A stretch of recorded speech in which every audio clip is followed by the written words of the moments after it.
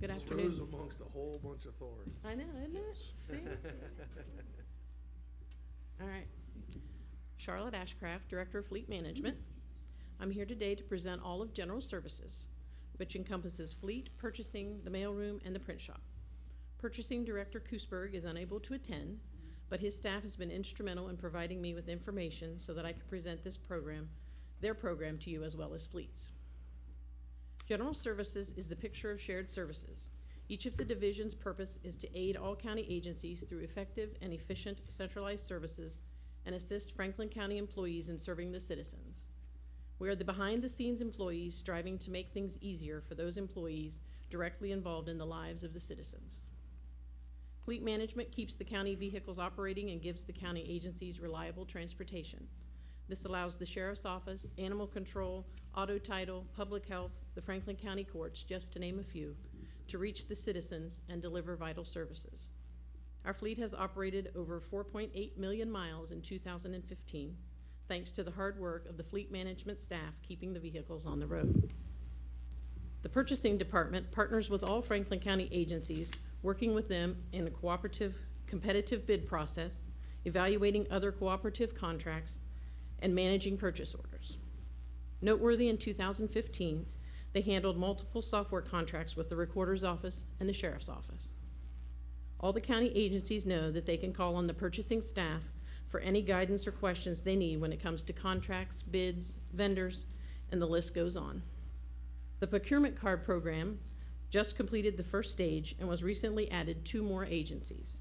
This methodical rollout allows each agency to become accustomed to the process and allows us to evaluate our procedures and training.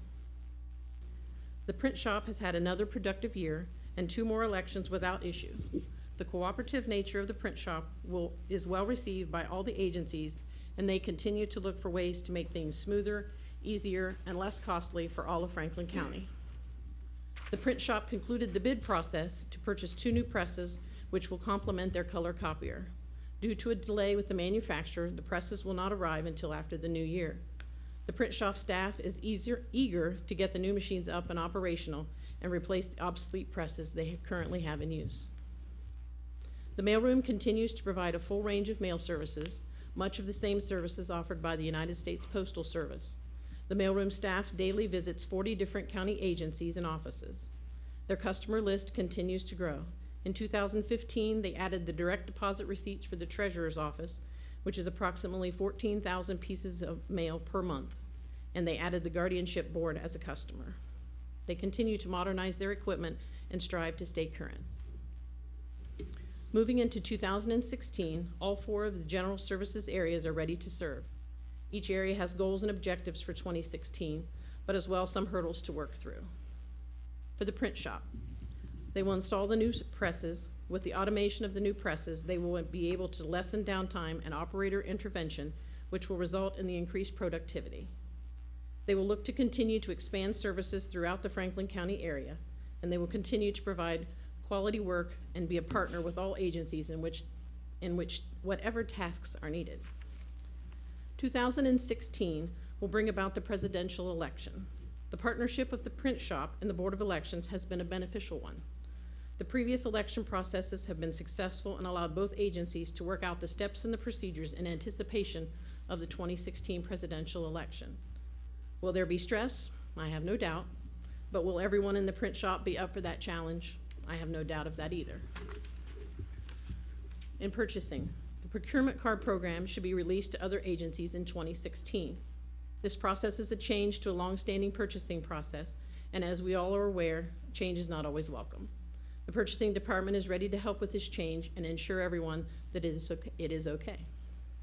They will continue to work with the Auditor's Office and OMB to refine the P-card procedures to streamline both internally and with the provider to assure adequate audit oversight and proper use. Purchasing will be involved in multiple large bid processes in 2016, the Justice Modernization Program, the Sheriff's Medical Services and Records Program, and PFM's construction bids for the new correctional facility. The mailroom. They will continue to upgrade its processes and increase savings through their new equipment and software. The Send Suite Live e-certified system allows the processing of e-certified mail directly with the United States Postal Service. allowing us to be more efficient. They will continue to offer mail services to all of the Franklin County area and work with our customers to meet their needs. Fleet management. With the establishment of the capital fund for vehicle purchases, we will need to change our replacement vehicle process. Fleet will develop methods for the most effective replacement process possible. This new process will make for timely replacement and give Fleet the flexibility necessary to be even more cost effective. We will continue to look for a partner in our mechanic intern program and hope to get that program up and running. I'm still working with the Columbus State, but it does not appear that they will be able to provide a program for us.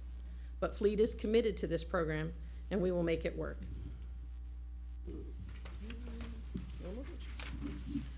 In conclusion, General Services will continue to be reliable and responsive to all county agencies. Each General Service division will continue to look for ways to streamline operations and be effective and efficient. We will continue to be a helpful, a supportive, and a responsive partner to all county agencies. I want to thank all of the General Services staff for their commitment and their dedication. I know being in the background doesn't lend to receiving a thank you, but I know a thank you is implied every day when they come into contact with the multitude of county workers who really do appreciate all their hard work. Thank you. Go ahead and move on. We'll do questions at the end. Afternoon, Commissioners. Rob Young, Director of Human Resources. And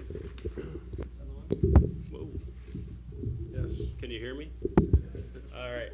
With me today is Chris Walter, Senior HR Administrator, Daryl Johnson, Employee Development Administrator, and Eugene Faust, Senior Budget Analyst.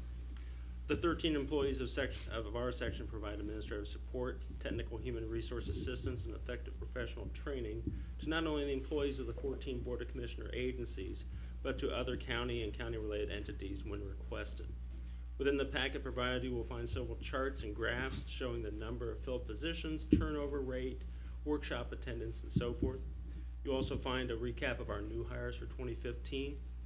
These new hires are overwhelmingly college educated from Franklin County. Most of them found out about the job opening through the county website, franklincountyohio.gov. And in the first 10 months of this year, we have filled 132 positions. Mr. Walter will take you through the 2015 highlights and 2016 goals for the recruitment and retention unit. Mr. Johnson will then present the 2015 highlights and goals for the learning and staff development. Throughout their comments, you will see examples of how Human Resources Department assists county government as a whole. Chris. Good afternoon, Commissioners. Chris Walter from Human Resources. The 2015 Recruitment and Retention section highlights were: successfully negotiated a new labor agreement with AFSCME and Teamsters without proceeding to fact-finding.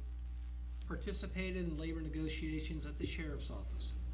Assisted in a classification and compensation study for Veterans Services Commission. Continue to serve as a resource to other county entities on HR-related matters.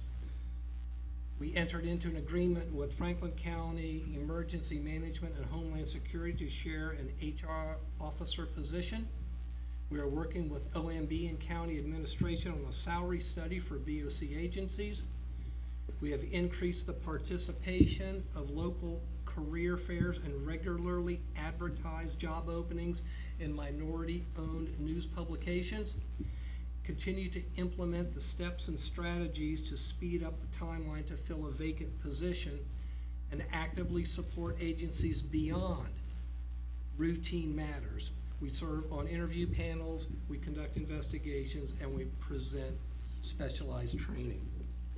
In 2016, we have 5 goals. The first, continue to reduce the time it takes to onboard employees. Work with OMB and county administration to update our overall compensation plan to remain competitive with other employers. Create an internal process manual for HR staff to improve customer service. Work with benefits and risk management on the FMLA monitoring project with MetLife. And lastly, continue to be a resource for BOC agencies and other county-related entities. With that, I'll turn it over to Daryl Johnson, the Employee Development Director. Good afternoon, Commissioners. Darrell Johnson, Employee Development Administrator. The highlights for the Office of Learning and Staff Development includes the following. We in 2015 had a increase in the number of registrants relative to those who actually attended. And in particular, we had over half of those registrations and attendees from non-BOC agencies. The Office of Learning and Staff Development continued to place a greater focus on supporting employees and their professional and personal development from a more holistic perspective. The office increased partnerships and collaborations with Franklin County non-BOC agencies.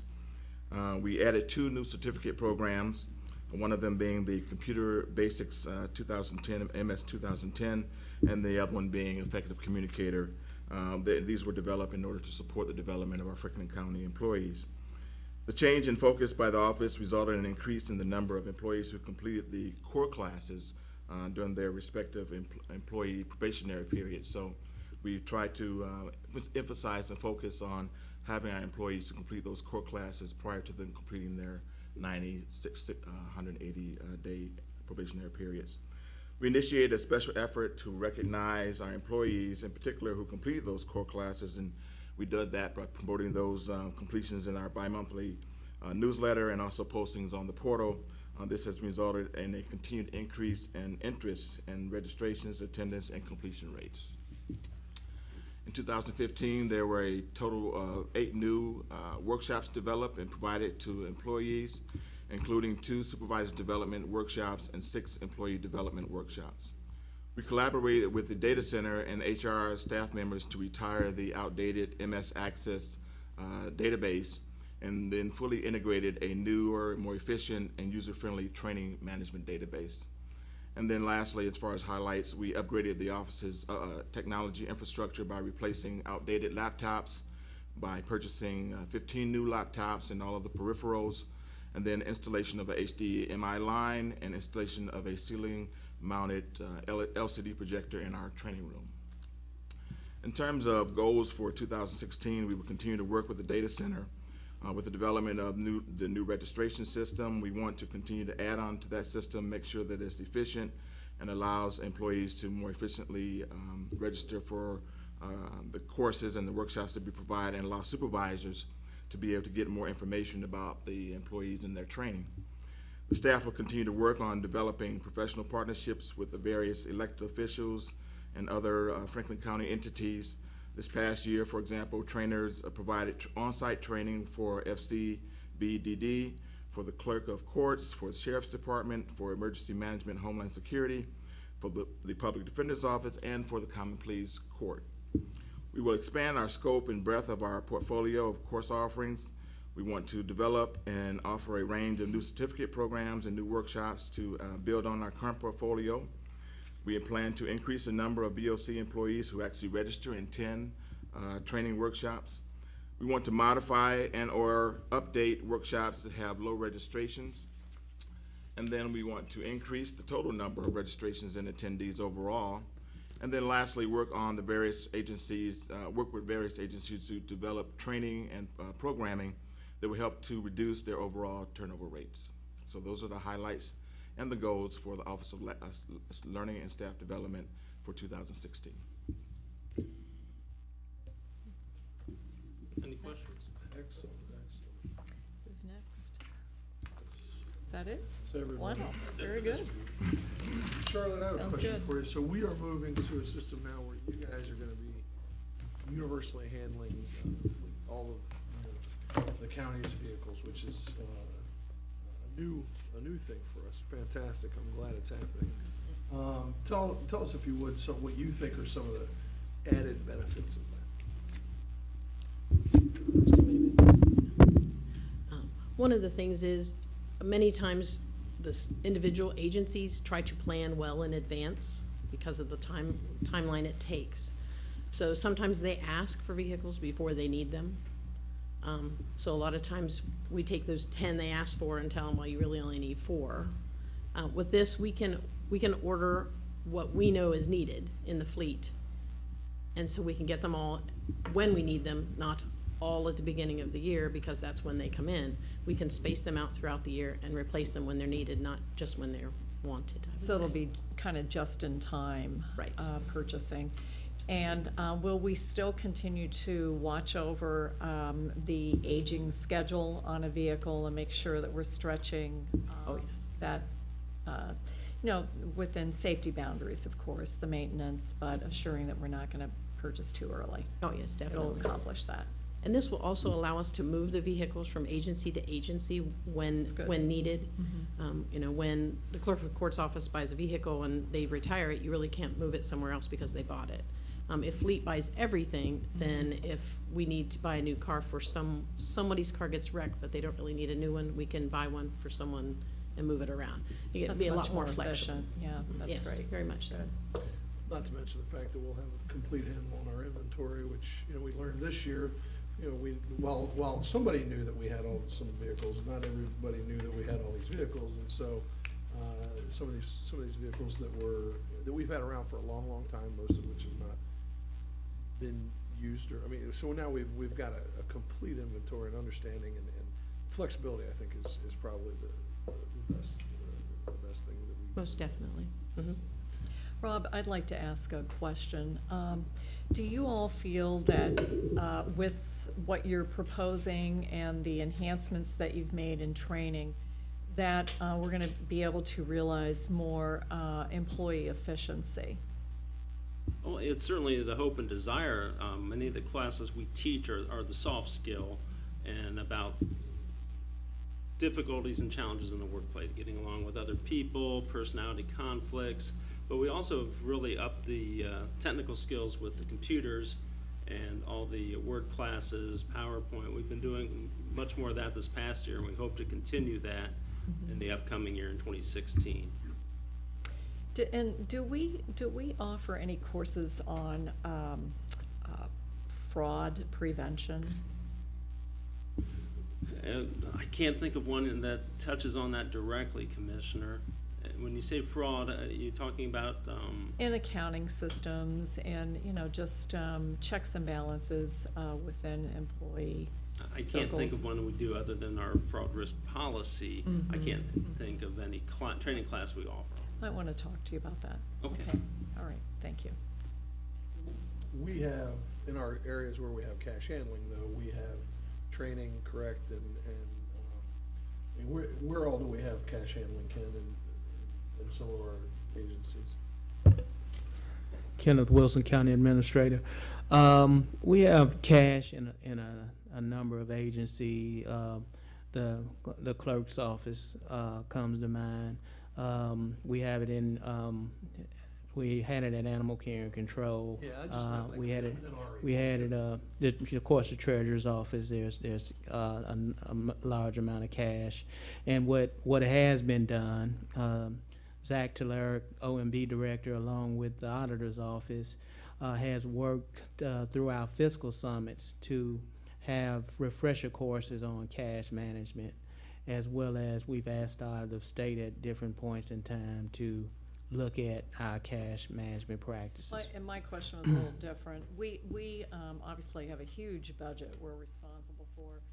And within that are systems that provide benefits and services. And it just seems to me that in order to avoid problems, that we ought to give an overview, maybe talk about doing an overview of systems where there could be some proneness to fraud. As we get into more of a cyber environment, more and more, cash is less and less, you know, the staple that we use, and it can be other, that fraud can take many other forms. And unfortunately, you know, I think we need to put people on notice early that we won't tolerate that. If there is any kind of inside potential collusion or whatever. It happens, unfortunately, we know it happens in the private sector as well. So just a heads up on that. Yeah, Ken, I was kind of just talking about our agencies, but you're correct. I know in the clerk's office, we created enhanced cash handling. We also had internal audit and cash management folks there. I know Ed Leonard has the same in the treasurer's office. I was just, And I think we have that as well in some of our agencies. I know I just talked to Director Dixon today at the Animal Care and Control Department. She's bringing a lot of that under control, for instance, bringing it all back in-house. And That's correct, Commissioner. She has been exploring, Commissioners, the idea of trying to figure out how to limit or mitigate cash transactions with employees, particularly with our deputy wardens who are out in the field, so it makes it easier to manage, not just for the purposes of managing cash, but having receipts and a record of transaction and all the like. So we have been in the beginning conversations of exploring that in the Department of Animal Care and Control, how we can better manage and use that. And it might be just a simple, accounting 101, checks and balances course. This is how it works. And this is how the system, works to detect fraud. And if you, see something, say something, as it goes. Well, I had a little bit of a question, well, maybe, wrong way to describe it. You guys may have addressed this in your presentation, and I just overlooked it. Do we have any idea what percentage of our employees are actually utilizing the training? How many people that are in commissioner agencies took the training last year versus how many employees we have? Just an idea of. We have, if I can speak to that briefly, we have numbers in terms of the aggregate numbers. We don't, currently, we haven't necessarily broken out to look at how many specific employees. Now, and part of that is because we have employees who take multiple classes. So we'd have to go through our database and probably pull that out to see how many individual employees actually took advantage. Well, when we have really good training like this, we ought to be, well, I guess that's kind of on our directors to be able to encourage their folks to seek that out. So you're correct, I hadn't thought about the fact. Yeah. But we have over 1,500 registrations that took place last year alone. That's so. great. That's great. Well, good. Good job, Thanks. everyone. Yeah, good work, Chris. Thank you. Thank you. Thank you. Thank you. Thank you. And now the next one starts at 3 o'clock. 2:45, okay. How long is it supposed to go? Where are you going to throw this? 2:45 to 3:15.